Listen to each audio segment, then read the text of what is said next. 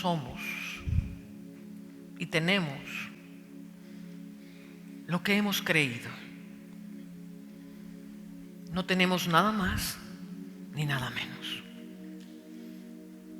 Como dice el mundo, cada cabeza es un mundo. Cada uno de nosotros tiene una conciencia, tiene una forma de percibir las cosas, tiene una forma de creer en las cosas. Una misma palabra significa 1.000.000 de cosas diferentes en medio de 1.000.000 de personas. Porque cada uno conceptualizamos y creemos y formamos ideas de forma diferente. Y vamos creándonos un mundo de aquello que hemos creído, no necesariamente de lo que decimos que creemos. Porque todos podemos decir que creemos en el poder de Dios. ¿Cuántos creen en el poder de Dios? ¿Todos creen en el poder de Dios? ¿Cuántos creen que todo lo que dice la Biblia es cierto? Y esto lo decimos con la mente totalmente convencidos que todo es cierto. Pero en el fondo, la gente no lo cree. Cada quien tiene un mundo.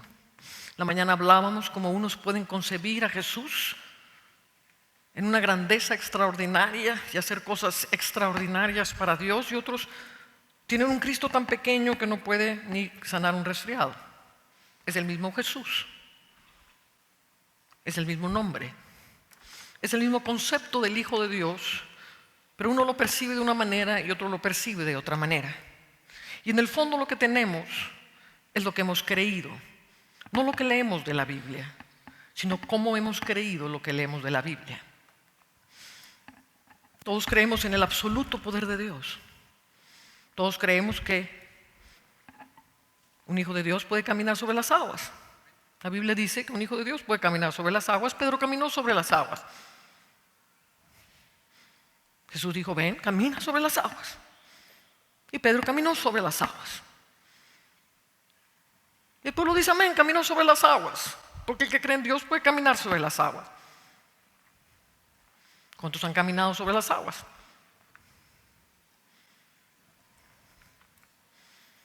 Jesús vino a traernos un reino extraordinario, de posibilidades extraordinarias, de caminos extraordinarios, en los cuales nos es fácil leer que Felipe fue arrebatado y fue llevado a Etiopía a encontrarse con el etíope. Y el milagro no solamente fue el ser trasladado en el espíritu. El etíope hablaba etíope y Felipe hablaba hebreo. Entonces tuvo que hablarle en etíope para que le entendiera el etíope. Un hombre que creyó en una forma diferente, cuya mente nunca obstaculizó las cosas sobrenaturales y gloriosas de Dios. Vuelvo a repetir, tenemos lo que cada uno creemos.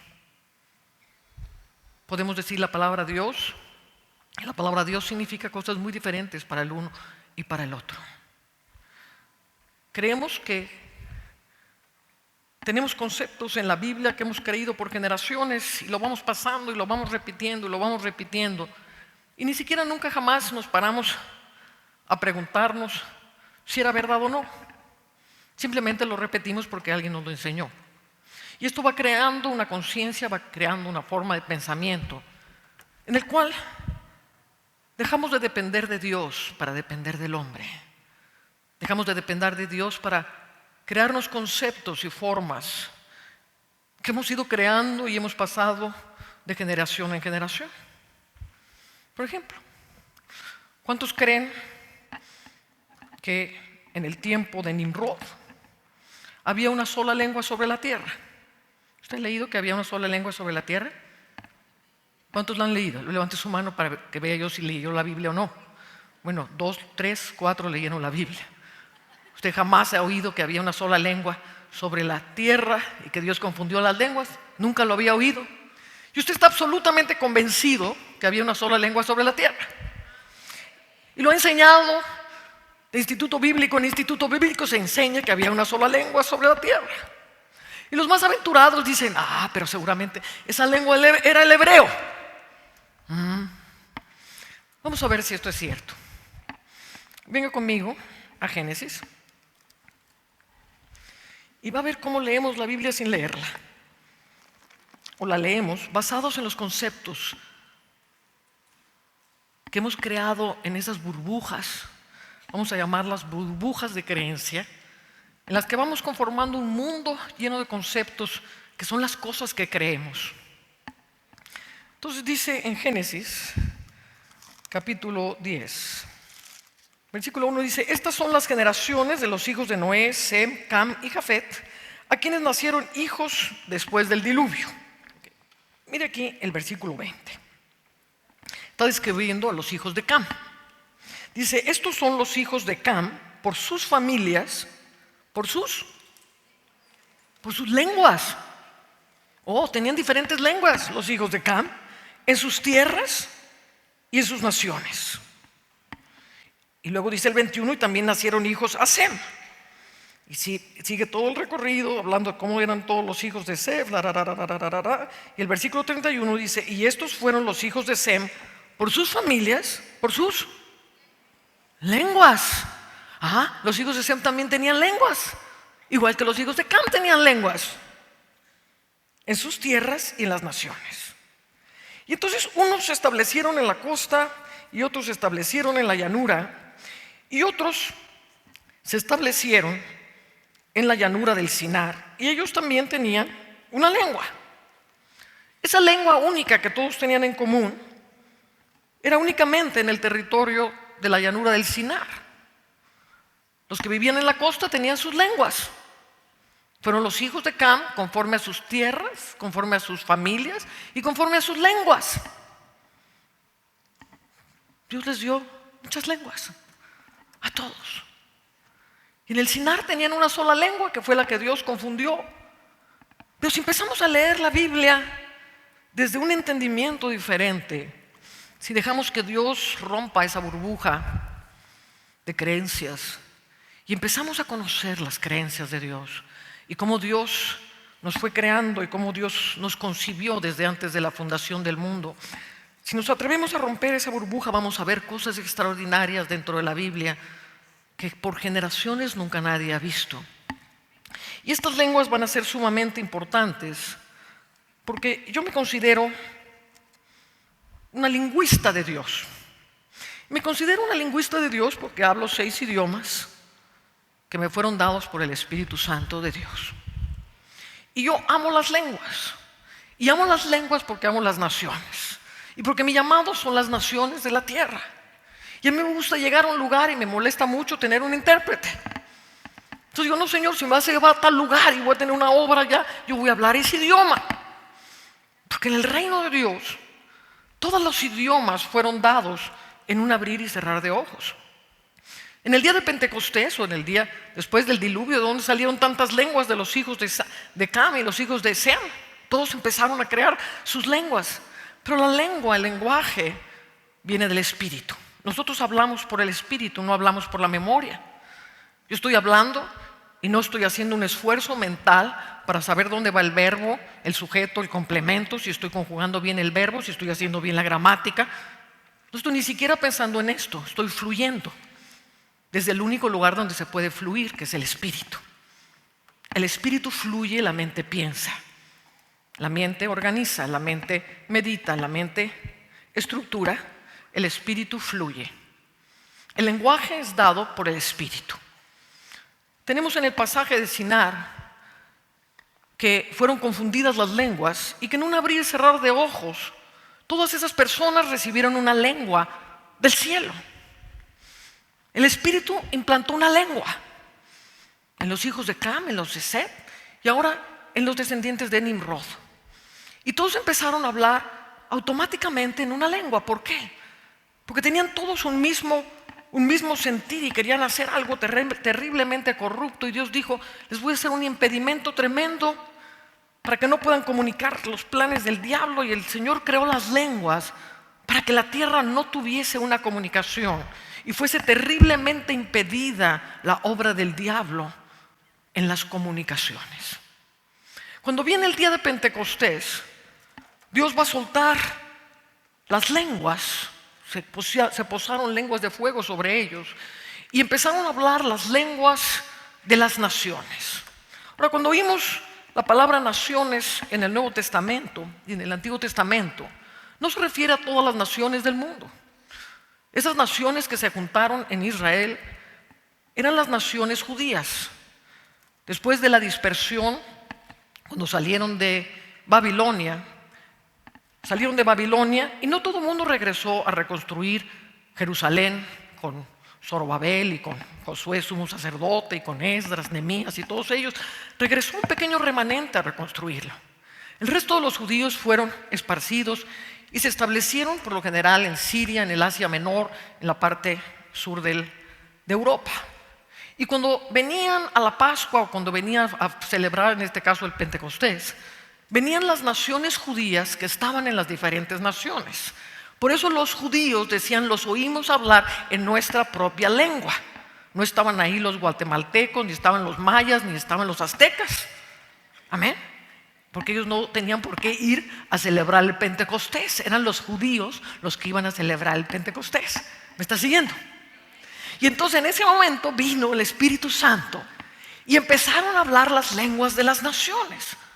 Porque lo que Dios había hecho para impedir la comunicación de los planes del diablo iba a ser algo sumamente fácil para que el reino de Dios se expandiese. Y para que el reino de Dios se expandiese hace 21 siglos, amén, no había escuelas de lenguas. Usted no podía ir a Berlitz a estudiar etíope, ni podía ir a estudiar español, ni podía ir a estudiar las naciones, porque no había escuelas de lenguas, y menos entre pescadores. ¿Me está siguiendo?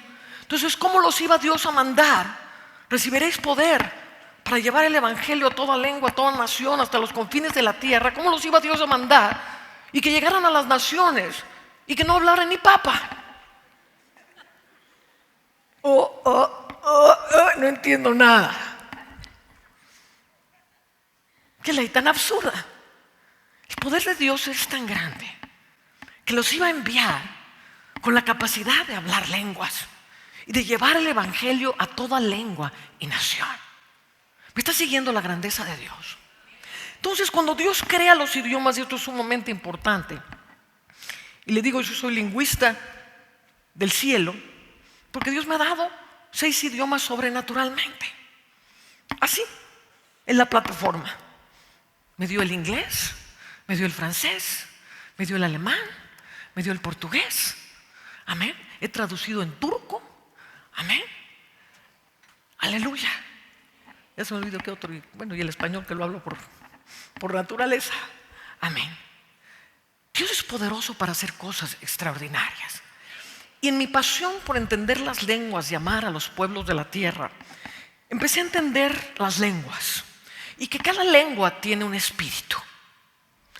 Si yo quiero hablar una lengua, tengo necesariamente que amar y conocer cómo piensa y cómo vive ese pueblo. Si yo no me relaciono con ese pueblo, jamás voy a hablar esa lengua. Vamos a suponer el alemán.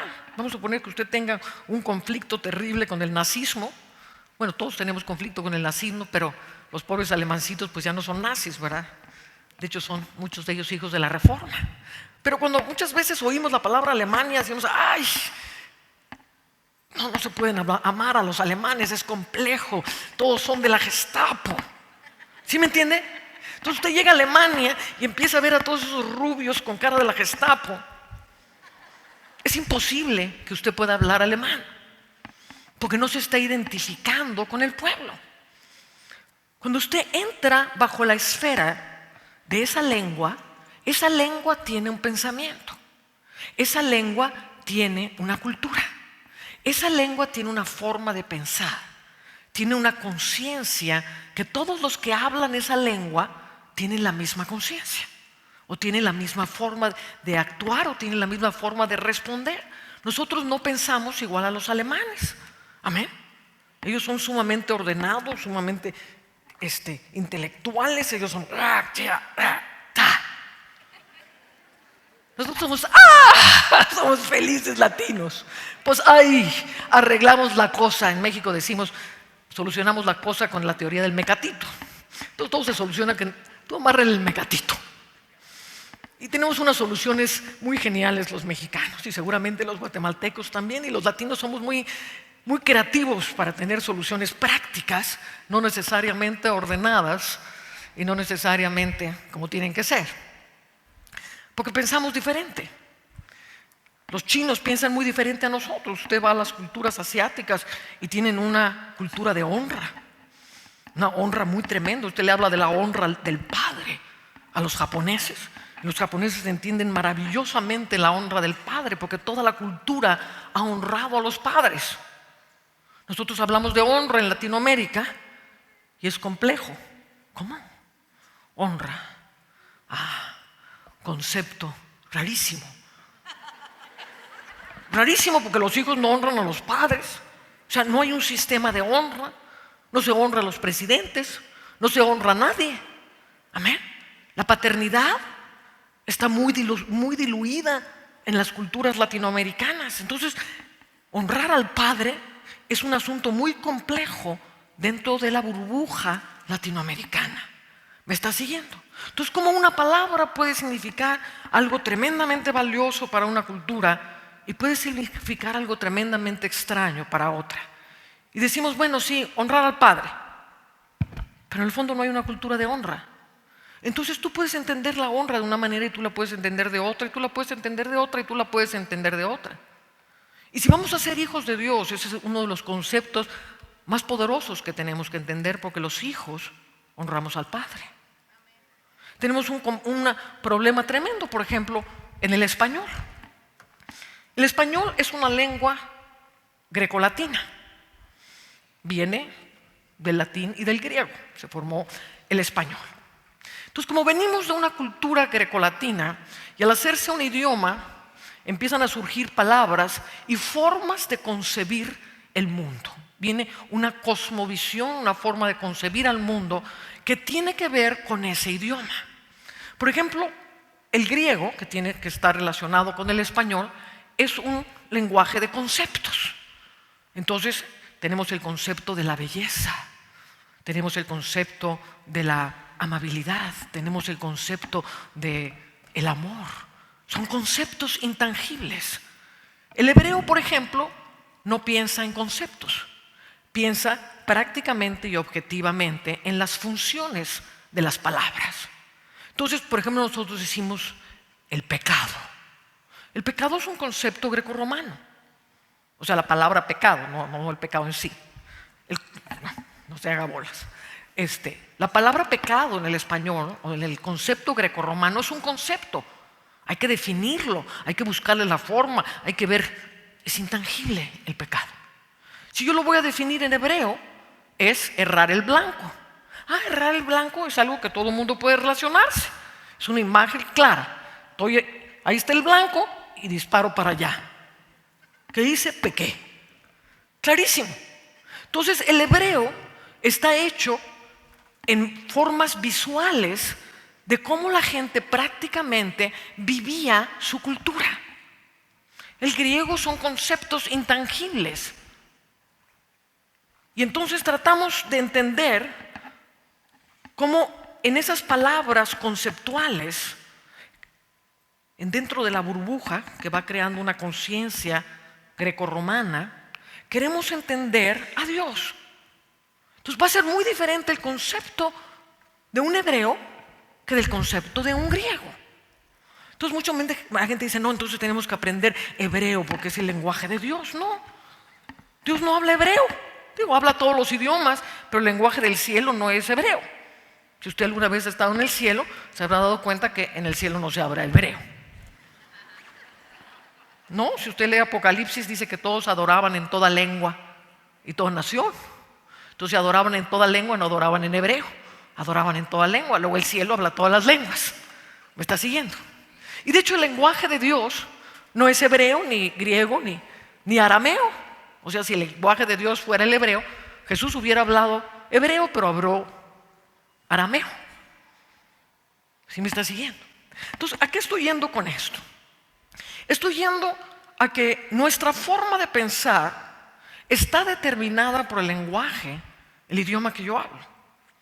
Y si yo hablo un lenguaje grecorromano, mi concepción de Dios va a ser grecorromana, porque es el idioma que yo hablo. Por ejemplo, la palabra Dios en el griego es la palabra teos. De ahí se deriva en español la palabra Dios. Y teos está íntimamente relacionado con Zeus, porque los griegos, cuando pensaban en Dios, no pensaban en un Dios abstracto, pensaban en un Dios que habitaba arriba del Olimpo y que mandaba unos rayos así tremendos y se llamaba Zeus.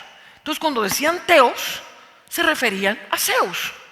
Ahora, cuando nosotros de este lado del continente decimos Dios, amén, no estamos invocando a Zeus, no se haga bolas, no estoy diciendo eso. Cuando invocamos a Dios, nuestro Dios es Jehová de los ejércitos, nuestro Dios es Jesucristo, es el Espíritu Santo. Y Dios va a responder cuando digo te adoro, Dios, no me va a responder Zeus. Pero, el concepto de la palabra va a moldear mi mente. Y de la misma manera que los griegos miraban a los dioses a imagen y semejanza del hombre, ojo, porque Zeus tiene una forma de hombre, está de Zeus. Y Hermafrodita y todos los dioses griegos tienen forma de hombre. Y luego tenían los semidioses. Entonces, en el concepto griego, porque le estoy diciendo que los idiomas tienen un espíritu. Y ese espíritu tiene una cosmovisión. Y esa cosmovisión tiene una forma de concebir las cosas. Entonces, cuando decimos Dios, inmediatamente la mente se va limitando a crear un Dios a imagen y semejanza del hombre. Y esto tiene que ver con nuestro idioma. ¿Me está entendiendo lo que le quiero decir? En nuestra propia burbuja, constituida por la cultura del español, constituida por la cultura de nuestro idioma, nuestros conceptos están ligados a esas palabras y al origen de esas palabras. Por eso Dios no se identifica con ningún idioma. Por eso el idioma del cielo es diferente a cualquier idioma. Pero lo que quiero que me entiendas es que nosotros en nuestra forma de hablar, nuestra forma de concebir, vamos tomando la palabra divina y la vamos metiendo adentro de un molde grecorromano. Y al final lo que tengo y lo que creo es un Dios a imagen y semejanza del hombre. Y entonces yo me voy a crear una imagen de mí mismo conforme a mi cultura. No piensa lo mismo un alemán o un sueco de sí mismo o un americano. Los americanos se sienten que son la nación más importante del mundo y que si eres un americano ya eres como un paso más acá. Y los latinoamericanos nos encargamos que sigan perpetuando ese pensamiento, si me doy a entender. El latino, al contrario, como ha sido esclavizado, conquistado, amén, tiene una cultura opresiva, tiene una cultura de no puedo, no, es que esto no es posible, no, es que, ¿y yo cómo? No, es que, no, pues usted sabe, no, pues yo vengo pues de una situación y yo vengo de un trasfondo así, no, pues nosotros venimos, somos indígenas y nosotros pues no nos educaron. Y todos esos conceptos mentales que formaron una imagen de ti mismo, nuestro idioma está íntimamente ligado a la cultura. De hecho, tenemos palabras culturales. Hay palabras que tenemos que aprender en el español cuando viajamos de una nación a otra, porque es decir una palabra en una parte que se habla español y esa misma palabra en otra parte que se habla español puede ser una grosería. Entonces tenemos que ir aprendiendo los vocablos, tenemos que ir aprendiendo cómo se comunican las personas, cómo piensan las personas. El mexicano no piensa igual que el chileno o que el argentino. Entonces, en nuestra burbuja de pensamiento, en lo que vamos creyendo, nos hacemos una imagen de nosotros mismos. Y esta imagen está hecha acerca de lo que fue hablado sobre nosotros. Fue hablado sobre nosotros lo que no podíamos ser. Fue hablado sobre nosotros que todo costaba mucho trabajo. Fue hablado sobre nosotros que nuestros países están llenos de corrupción, que tenemos que estar continuamente luchando en contra de cosas terribles. Se va creando una cultura interna de limitaciones. Y voy a decir algo sumamente serio. La imagen que tú te haces de ti mismo es la forma o tus lentes para mirar a Dios.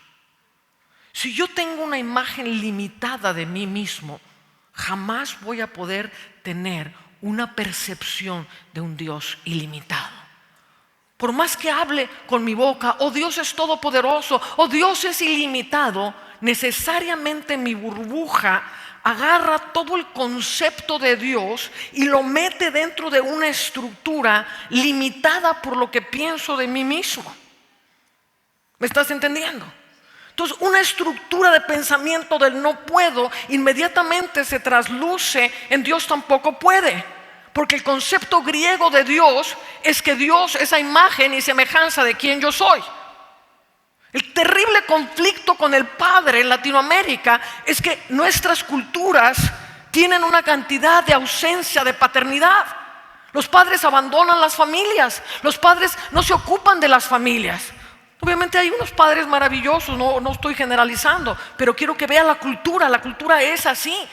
La cultura es una cultura de padres que abandonan a los hijos, de padres que maltratan a los hijos. Y si hablamos cada uno con nosotros, unos con otros, vamos a ver los terribles conflictos que cada uno de nosotros tuvimos, o la mayoría de nosotros tuvimos, con nuestro Padre terrenal. Y eso inmediatamente nos lleva a configurar al Padre celestial de la misma manera que configuro a mi Padre terrenal. ¿Me está entendiendo? Entonces, si mi Padre terrenal era un padre tacaño, o era un padre que no se ocupaba de nosotros, un padre que no proveía, un padre que no nos hacía caso, amén, esa va a ser mi percepción de Dios. Aunque yo esté leyendo que Dios es todopoderoso, que Dios puede abrir las aguas, que Dios puede hacer que camines sobre las aguas, que Dios te puede arrebatar como a Enoc, jamás lo vas a poder creer. Porque tu burbuja de pensamiento en la que tú te formaste una imagen que es un antitipo de quien tú realmente eres. Y ese antitipo, y digo antitipo porque Dios no te creó como tú te creaste a ti mismo o como te creó la cultura a ti mismo. Dice la Escritura que nosotros fuimos benditos por Dios antes que el mundo fuese, con toda bendición celestial. A Jeremías le dice: yo te llamé por nombre y te llamé por profeta a las naciones antes que el mundo fuera formado.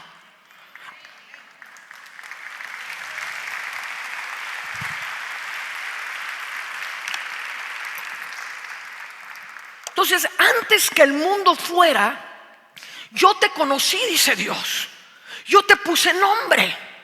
Cada uno de nosotros salimos del corazón de Dios. Quiero que te mires, porque lo que tienes hoy en día de ti mismo es el antitipo de quien tú realmente eres. Y quien tú realmente eres no es lo que te dijo la cultura, no es lo que te dijo el idioma. Quien tú realmente eres es lo que Dios estableció para ti antes de la fundación del mundo. Entonces, antes de la fundación del mundo, tú saliste de Dios. Dios te pensó, te creó por nombre. No nos creó como los animales: produzcan las aguas los peces, produzca la tierra las bestias. No nos creó así. Nos creó con el amor del Padre más maravilloso. Te vio, te concebió dentro de sí mismo y saliste de él un espíritu gloriosísimo. Como dice Jesús: la gloria que tú me diste antes que el mundo fuese, yo se las he dado. ¿En qué momento nos dio la gloria?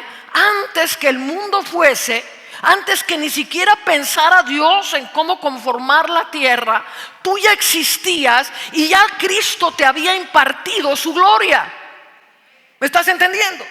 Entonces, cuando saliste de Dios, un espíritu glorioso, perfecto, Dios empezó a bendecirte y salió de dentro del Padre toda una racha de gloria, toda una racha de inteligencia, toda una unción gloriosísima de sabiduría, de entendimiento, de cosas gloriosas. Todos los diseños que Él había pensado para ti como una gema preciosa de su reino salían de Dios y te eran impartidos y impartidos y impartidos. Y Dios te mostraba las glorias que iba a hacer contigo. Y te mostró antes que el mundo fuese: mira, este es quien tú eres en todo tu diseño y en toda tu gloria. Y te voy a mandar a la tierra en el siglo XX o en el siglo XXI. Te voy a mandar a la tierra y vas a resplandecer. Y mira dónde te voy a poner, en este lugar donde hay tantas tinieblas, donde hay tantos problemas así. Pero mírate, tu diseño, ¿cómo es? Vas a empezar a afectar la tierra. La tierra va a temblar a tus pasos. Vas a ayudar a miles de gentes. La provisión del cielo va a venir sobre ti, porque eres una columna entre el cielo y la tierra. Y el Padre te bendecía y te bendecía y te bendecía. Y tú dijiste: Padre, Padre, Padre, sí, envíame, Padre. Y cuando viste tu diseño y quién tú eras, decidiste venir al mundo y le dijiste: sí, Padre, voy a cumplir todo este diseño que tú me has dado. Gracias por darme la oportunidad de nacer en ese mundo y hacer la diferencia en ese mundo. Y le dijiste que sí. Y entonces tu espíritu descendió al vientre de tu madre. Y tu nombre era cantado desde el cielo por el Padre: he ahí mi hijo, he ahí mi hija, he ahí el que ha de nacer y va a cambiar Guatemala, he ahí la esperanza del cielo sobre la tierra en el siglo XX.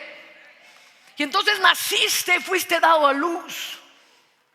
Pero por causa de la iniquidad y por causa de cómo veníamos conformados en este mundo, en esta cultura, en este idioma, tu espíritu empezó a callarse. Y aquí es donde fallamos como padres espirituales. Y en vez de levantar a los hijos en el diseño como ellos tienen desde antes de la fundación del mundo, y tratar de ver ese diseño e impulsarlos en ese diseño, los metemos inmediatamente a la cultura. Ahí está el bebé, vacúnenlo, métale, chaca, chaca, chaca, chaca, todas las vacunas. Ay, el pobre niño que viene, ay, ¿qué me están haciendo? ¿Por qué me clavan todo esto? Cállese, niño. Es que ya, un ángel. ¿Cuál ángel? Niño tonto, cállese. Es que Dios me está diciendo: Dios ya no habla. Cállese. Y creemos que los niños son el estorbo de la iglesia. Por generaciones, los niños han sido el grupito de estorbo. ¿Cómo me gocé, Cecilia? ¿Cómo me gocé? Es de las cosas que realmente marcó mi vida. Un día que vine yo a esta iglesia hace tantos años, y Harold me dijo: oye, Anita, ¿no quieres ir a administrar al ministerio de niños? Ay, le dije: Harold, con gusto, yo voy a administrarle a los niños. Entonces llegué con los niños y no los vi así como si fueran unos chiquitos pobrecitos que hay que sacarle la espadita y decirle: mira Goliat y Davidcito. No. Dije: aquí están los guerreros, aquí están los grandes de las naciones. Y entonces empecé a hablarles del Espíritu Santo. Y los niños estaban así. Me acuerdo, Ceci, que había una niñita de 2 años. 2 añitos tenía. Y apenas caminaba así, llegó así. Y oqueo Espíritu Santo. Ay, amén, amén. Y entonces todos los niños estaban llenos del Espíritu Santo, y aquella reunión fue gloriosa. Y entonces entró una mujer con una niña o un niño, no me acuerdo qué era, totalmente paralítico, así todo flaquito. Me dijo, por favor, hermana Ana, ¿usted podría orar por mi hijo? Y yo le dije, no, yo no voy a orar por tu hijo. Ellos van a orar por tu hijo. ¿Cuántos van a orar por el niño? Amén, amén, gritaban todos. Y entonces pusimos al niñito ahí, paralítico. Y todos los niños se le echaron encima y empezaron a hablar en lenguas y empezaron a reprender. Yo no sé qué tanta cosa reprendían y soltaban y decían. Yo estaba maravillada. Cuando fue mi maravilla que aquel niño se levantó, corriendo por el poder de Dios en los niños. Entonces tenemos que cambiar la cultura de que los hijos son estorbos, de que los hijos son, ya está en la bulla, hay que echarlos por allá, porque nosotros los grandes vamos a recibir la unción. Ya quisieras tener la unción de tu hijito bebé que acaba de salir del cielo, que viene impregnado del cielo. Mejor ponte ahí al lado y dile, hijito, ponme tus manitas porque acabas de salir del cielo y necesito lo que tú tienes. ¿Sí me está entendiendo? Y entonces se va formando el antitipo. Y el antitipo es todo lo que tú crees que eres, todo lo que tú formaste, todas las deformaciones que te hicieron, todo lo que fue limitando el concepto de Dios, todas las palabras conceptuales que fueron formando tu mente.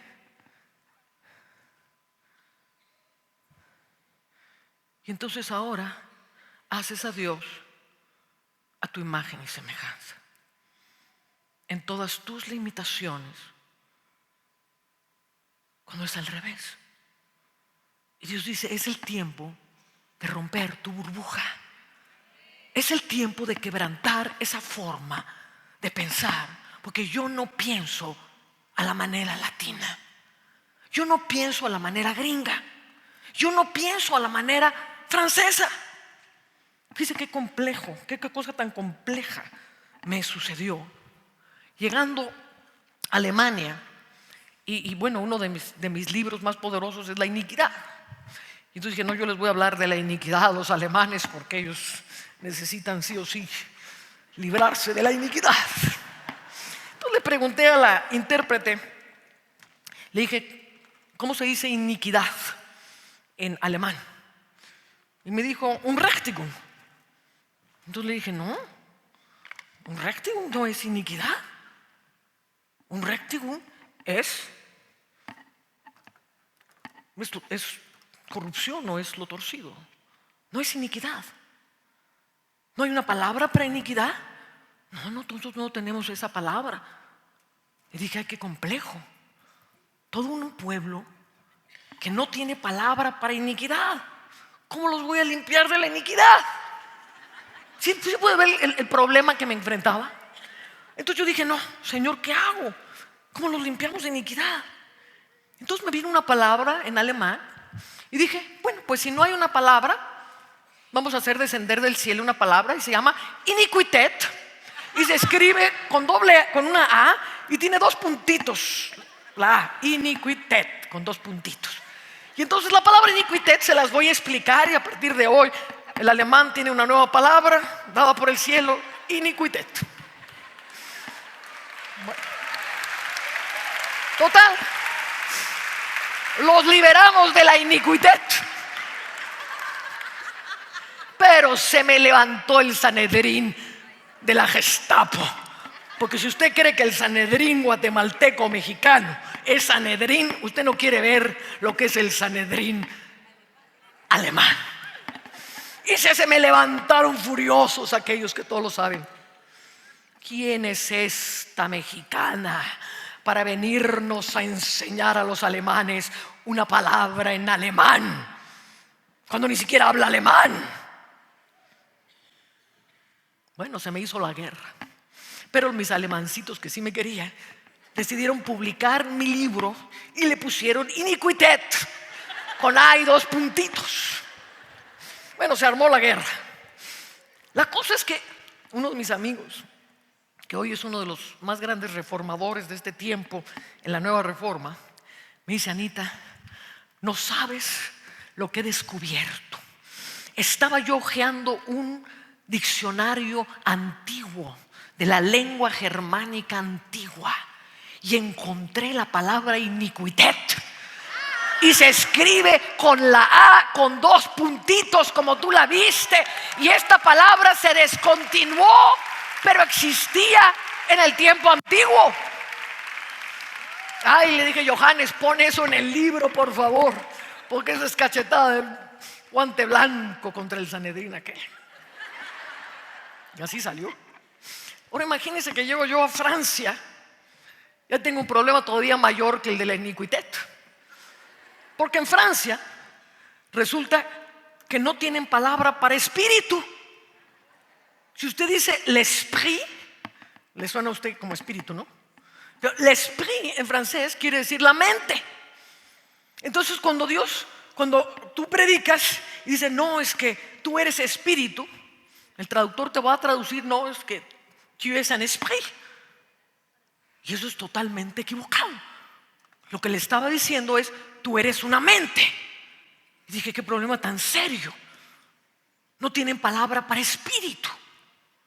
Entonces tuvimos que inventar todo un rollo para decirles que hay un ser espiritual que mora dentro de ellos, más allá de la mente y del alma. Oh, decían los franceses, ¿qué es ça? Que lo que quiero que veas es que como el idioma tiene limitantes tremendas y el español tiene limitantes tremendas. Por eso Dios no puede estar confinado a un idioma. Hay tribus, por ejemplo, en el África que no tienen la palabra futuro, porque cuando vino toda la esclavitud perdieron su noción del futuro porque salían para no regresar y se eliminó la palabra futuro. Entonces usted quiere hablarles de cosas que van a venir y no hay palabra para futuro. ¿Sí me entiende lo complejo de este asunto? Entonces los idiomas son sumamente importantes, pero lo que voy es que Dios no habla español en el sentido de que su idioma no es el español. Habla y se comunica con nosotros en español, cierto que sí, pero su idioma, el idioma del cielo, no es español. El cielo tiene un idioma y el lenguaje del cielo es el lenguaje de lo profético. El cielo habla a través de señales, a través de símbolos, a través de visiones, a través de sueños complejos. Amén. Y Dios va hablándonos y dándonos las revelaciones de su reino, de sus misterios escondidos en el lenguaje que Dios habla. Amén. Y este lenguaje son perlas del cielo que Él nos entrega, y estas perlas vienen a recordarnos quiénes éramos nosotros antes de la fundación del mundo. Cuando Jesús hablaba, como dije hace un momento, Él decía, a mis discípulos les es dado conocer los misterios del reino. O sea, los verdaderos discípulos van a entender misterios. Dice, pero los otros, quiere decir que entre los que escuchan a Jesús hay 2 tipos de gente. Hay los discípulos y hay los otros. Ojo, porque hay gente que puede ser nombrada desde el cielo como los otros, porque su corazón se engrosó, amén, y no entienden los misterios del reino. Si necesitas que todo te lo den en charola digerida, muy posiblemente seas de los otros. Ouch, no me gustó eso, hermana. Qué horror. Qué horror. Por supuesto que es un horror. Que el cielo diga de ti, eres de los otros. Porque se engrosó tu corazón. Porque Dios te ha querido hablar tantas veces, pero tu concepto de Dios es que el hombre me dé a mí todo digerido. Y Dios ya no te puede hablar porque solamente lo recibes de lo que sale de una plataforma. Y necesitas romper esa burbuja. Necesitas romper esa forma de pensar. Y necesitas rasgar los velos de tu corazón y decir, Señor, yo quiero ser de tus discípulos. Y la religiosidad de la iglesia que está en la tierra, porque nuestras naciones no solamente tienen el idioma, sino que ese idioma tiene toda una idiosincrasia, tiene toda una cosmovisión, tiene toda una forma de ver y entender los conceptos de la vida. Amén. Y esa idiosincrasia está plagada de religión. Plagada de religión desde los mayas, plagada de religión desde la Iglesia Católica. Amén. Y todas esas estructuras invisibles están en la tierra. Y esas estructuras, si no entendemos, si no caminamos como hijos de Dios, poco a poco se van apoderando de nosotros. Y nos empezamos a llenar de Biblia y nos empezamos a llenar de conceptos, pero nos han atrapado los conceptos religiosos y nos volvemos siervos de un sistema. Que el hombre nos tiene que decir cómo hacer las cosas, porque si no, ya no funciona. Este es el síntoma más peligroso del espíritu de religión que mata a los hijos de Dios. Entonces Jesús dice: id y hacer discípulos en todas las naciones. Y hablamos en la mañana del evangelio, pero no era el evangelio de una denominación o de otra, sino del evangelio original y cómo fue predicado el evangelio original. Y el evangelio original no fue predicado en conceptos griegos, ni fue predicado en una forma de entendimiento como quien va a la escuelita. Amén. Usted aprendió matemáticas, usted aprendió literatura, usted aprendió español, usted aprendió muchas cosas tomando notas. Amén.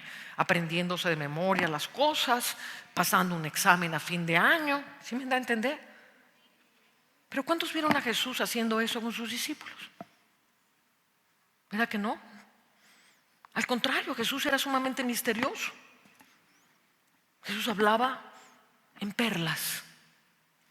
O te acabo de decir que las perlas del cielo están diseñadas en forma individual para que tú te vuelvas a encontrar con quien tú eras antes de la fundación del mundo. Y Dios está continuamente hablando, y el lenguaje del cielo es el lenguaje profético. Yo derramaré de mi espíritu sobre toda carne. ¿Cuándo derramó el espíritu sobre toda carne? Hace 2017 años. Bueno, la cuenta hay unos poquitos más o poquitos menos según la cuenta acertada. Pero hace más de 2000 años el Espíritu Santo llenó la tierra, toda carne. Y el Espíritu Santo no se fue a ningún lado, ni tiene que descender la 850,000 venida del Espíritu Santo. El Espíritu Santo está aquí. Y el Espíritu Santo está continuamente hablando. Dios no calla. Te dije en la mañana que Dios cantaba tu nombre y cantaba un cántico de amor todos los días diferente para ti. Porque el cielo está continuamente creando, está continuamente hablando. No hay nadie más interesado que el cielo.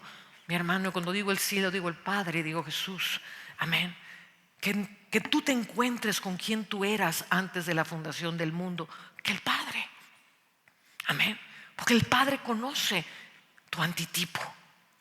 El Padre conoce toda esa formación que no tiene nada que ver con el ser celestial que tú eres. Como hemos llevado la imagen del terrenal, llevaremos también la del celestial. Pero no cuando me muera. Jesús no vino para cuando me muera. Las buenas nuevas no son para cuando me muera, eso son malas nuevas. Es malísima nueva. Todo lo bueno es cuando te mueras. Y aquí aguanta vara. Qué malas noticias. Eso no son buenas noticias, son malísimas. Buenas noticias es el cielo ha invadido la tierra. El Espíritu Santo es accesible a todos. El poder inconmensurable de Dios está accesible a todo aquel que quiera creer. Esas son buenas noticias. Dios quiere hacerte un conquistador. Y hay esa partícula interna que fue la que un día te hizo acercarte a Jesús. Esa partícula divina dentro de ti que vibraba buscando algo más allá de lo que tú eras.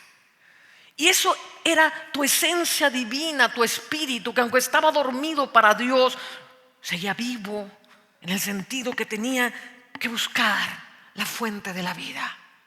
Y un día te topaste con Jesucristo, un día te topaste con esa palabra de vida y entraste en el ciclo de restauración para volver a encontrar quién tú eres desde antes de la fundación del mundo, y que ese diseño por el cual tú le dijiste a Dios: sí, Señor, yo bajo a la tierra, sí, Señor, yo lo haré, eso se cumple en tu vida.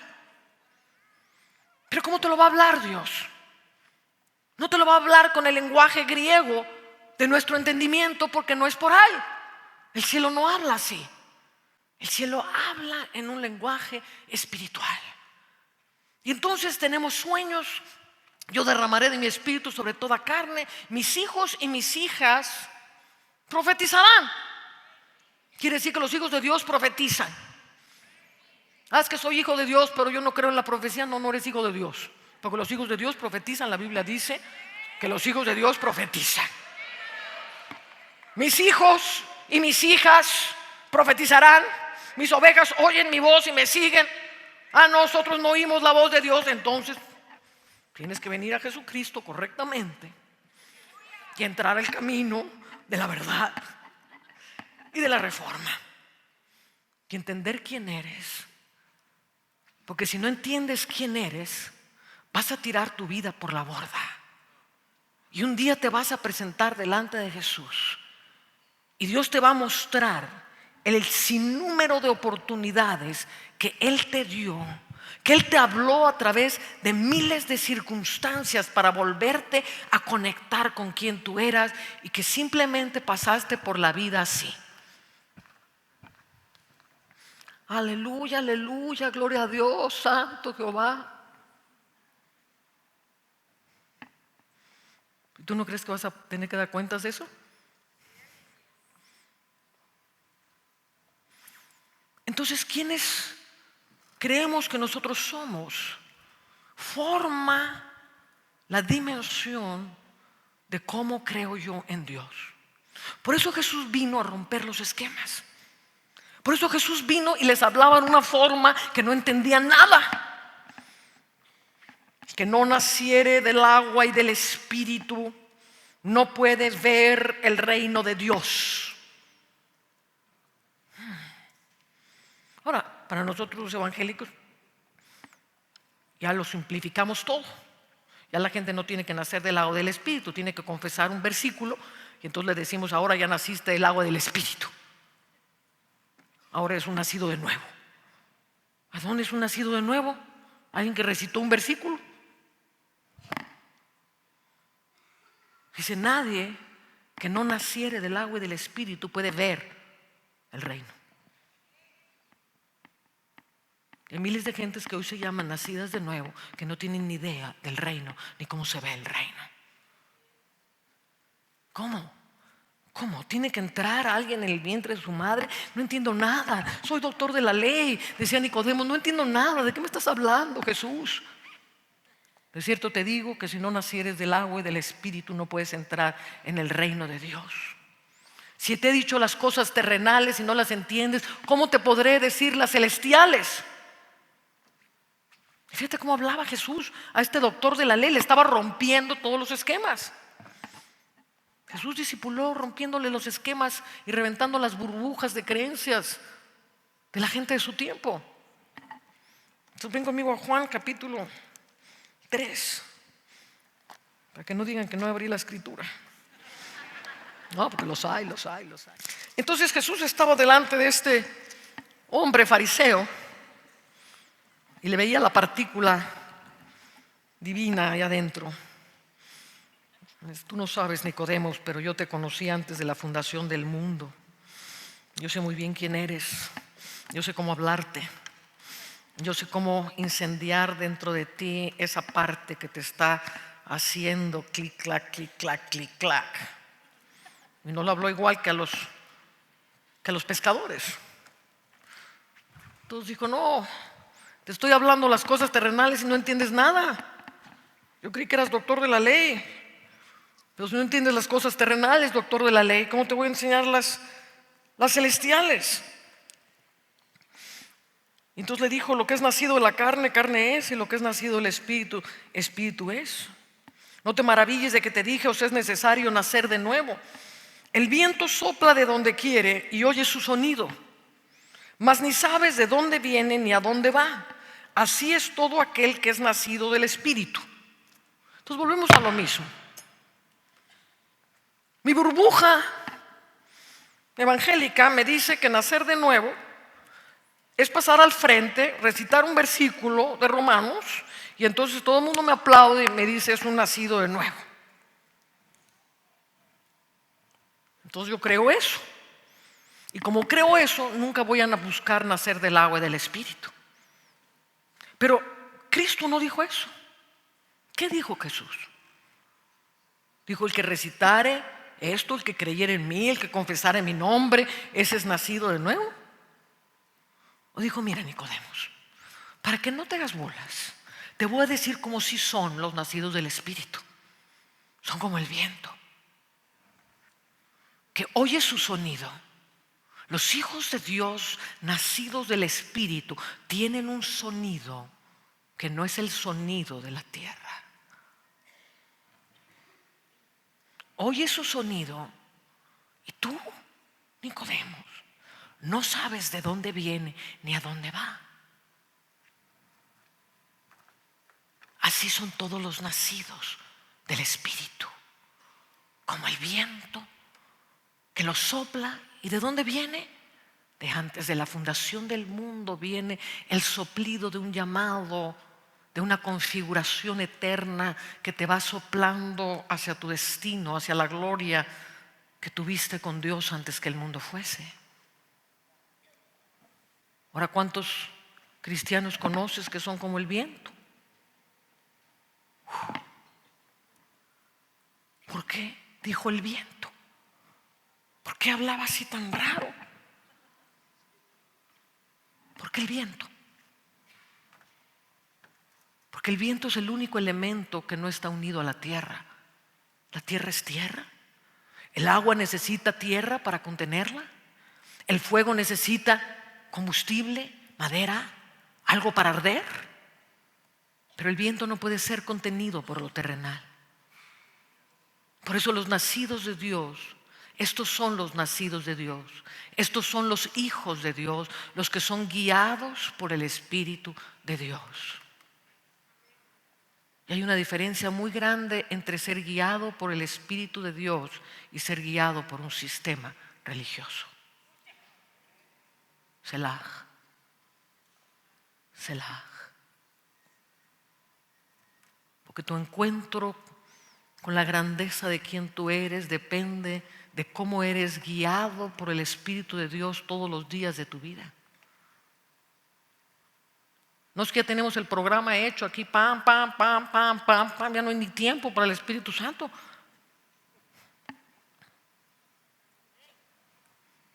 Pero los nacidos de Dios son guiados. En esto sabemos quiénes son los hijos de Dios y quiénes no. Los que buscan las cosas de la carne no son guiados por el Espíritu. Que las vanaglorias de este mundo, los afanes de este mundo son enemistad contra Dios. Se oponen a Dios, dice Juan.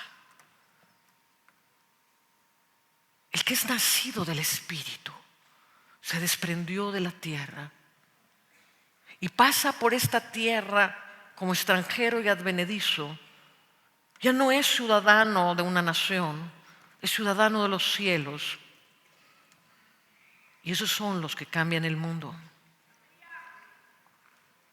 Estamos en una hora, Kairos, en que Dios le está hablando a esa partícula interna tuya, a esa parte de tu espíritu que le vio, que le conoció antes que el mundo fuese, y que al estar hablando el Padre se está moviendo algo dentro de ti, que sabes que hay algo grandioso, que es la grandeza de Dios en ti, que es la grandeza que fue hablada en ti, es la gloria de Dios que fue hablada dentro de ti, pero tienes que encontrarte con ella, y para eso tienes que reventar la burbuja y reventar toda esa forma de pensar y reventar toda la cantidad de cosas corruptas que hemos venido arrastrando como iglesia evangélica.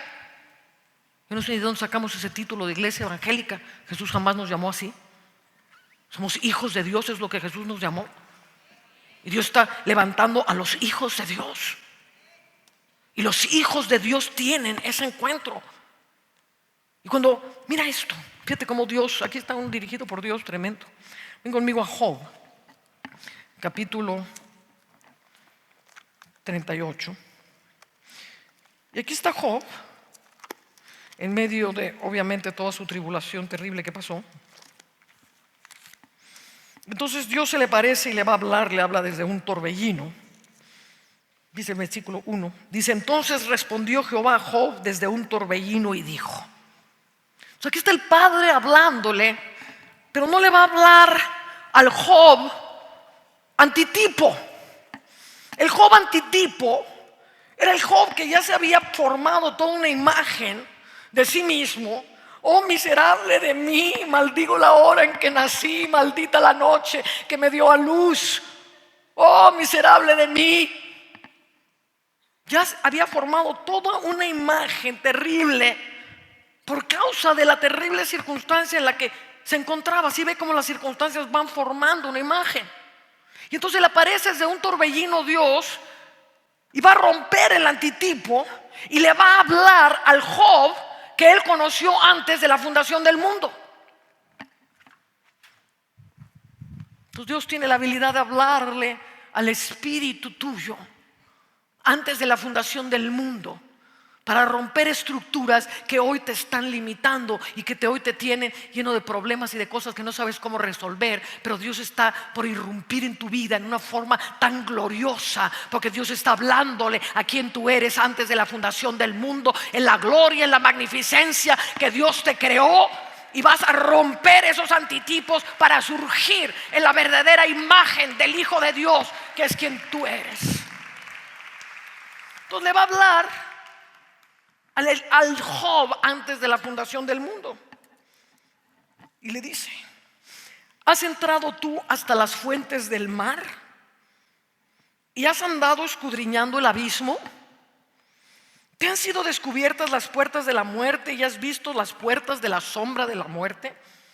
¿Has considerado tú a las anchuras de la tierra? Declara si sabes todo esto. Entonces los teólogos dicen: no, porque Dios le está mostrando cuán miserable es Job. No, Dios no está en el negocio de mostrarte cuán miserable eres. Dios está en el negocio de mostrarte cuán grande eres. Entonces dice: declara si sabes todo esto. ¿Por dónde va el camino a la habitación de la luz? ¿Y dónde está el lugar de las tinieblas para que las lleves a sus límites? ¿Por qué estaba siendo atacado Job? Por una cantidad de tinieblas y de cosas. El diablo le había mandado todo lo que había mandado. Entonces dice: ¿conoces tú la habitación de la luz? ¿Y conoces tú el lugar de las tinieblas para que las lleves a sus límites y entiendas las sendas de su casa? Tú lo sabes, Job, pues entonces ya habías nacido de mí, y es grande el número de tus días. Entonces Dios le está hablando al Job antes de la fundación del mundo para que rompa la burbuja de toda su circunstancia. Y le está diciendo: te voy a recordar lo que estabas haciendo antes de la fundación del mundo, cuando andabas conmigo escudriñando el abismo, cuando te llevaba yo a la habitación de la luz, cuando te llevaba yo y te enseñaba las sendas de las tinieblas, la habitación de su casa, para que las llevases a sus límites. Tú lo sabes, Job, te lo estoy recordando para que surjas en medio de esta circunstancia y hagas salir el verdadero diseño de tu grandeza, porque yo te llamé justo y te llamé a grande antes que el mundo fuese.